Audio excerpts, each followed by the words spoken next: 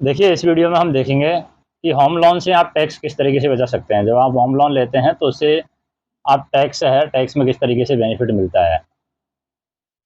Tax saving from home loan, कितना tax से छूट ले सकते हैं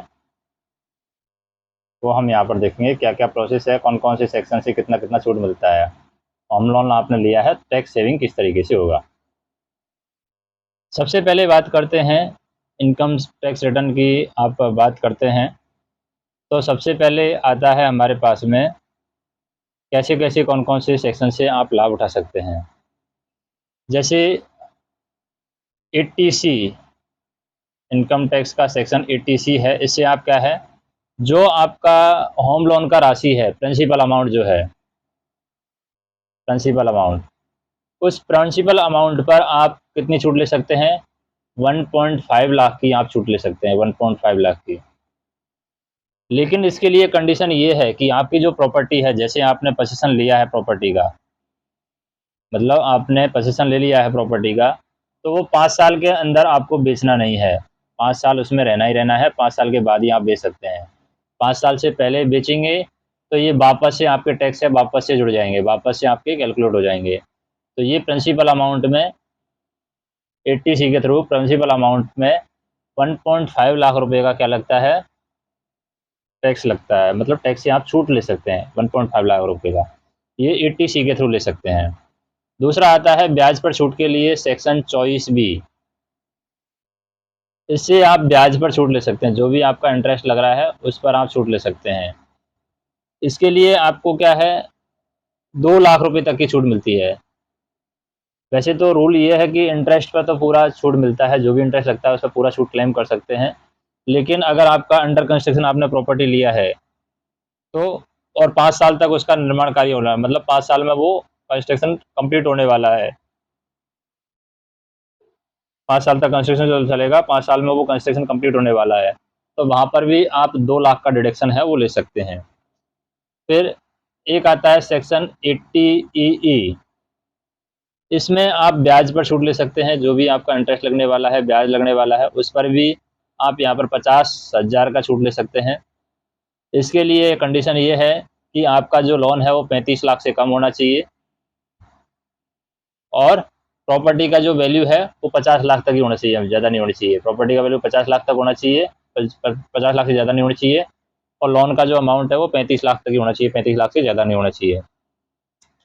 फिर एक आता है आपका सेक्शन 80C। 80C में जैसे प्रिंसिपल अमाउंट पर भी छूट मिल रहा है, और 80C के थ्रू आप स्टाम्प ड्यूटी पर भी 1.5 लाख का क्या ले सकते हैं,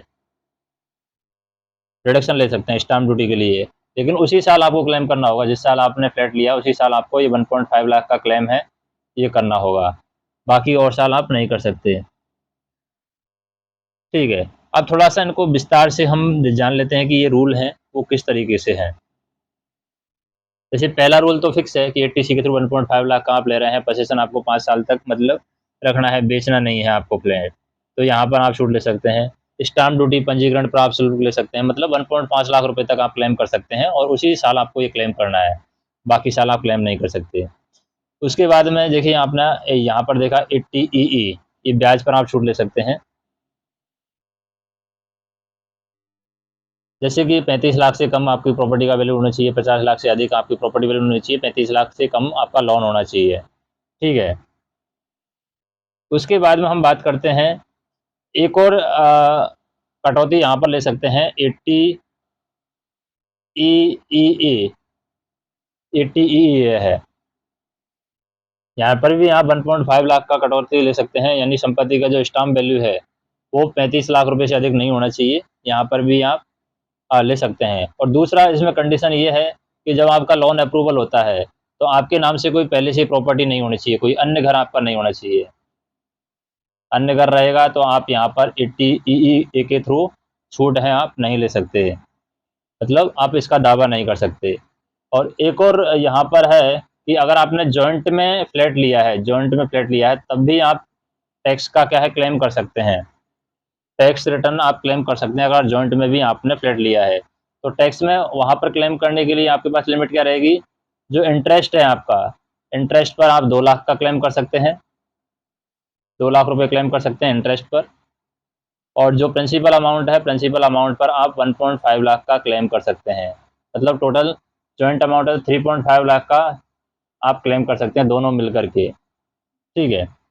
तो कर्जदार को लोन में संपत्ति का क्या रहना पड़ेगा, आपको प्रॉपर्टी में जो भी दोनों रहेंगे वो को ओनर रहना पड़ेगा, मतलब सहभागीदार उनको रहना पड़ेगा, तब वो यहाँ पर जॉइंट में अगर फ्लैट लेते हैं तब भी यहाँ पर छूट वो ले सकते हैं। तो अंत में आप कमेंट करके बताइए कि आपको ये वीडियो कैसा लगा, इन्फॉर्मेटिव लगा, और क्या आप जानना चाहते हैं वो कमेंट करके बताइए। किस टॉपिक पर आप वीडियो चाहते हैं वो भी कमेंट करके बताइए। धन्यवाद।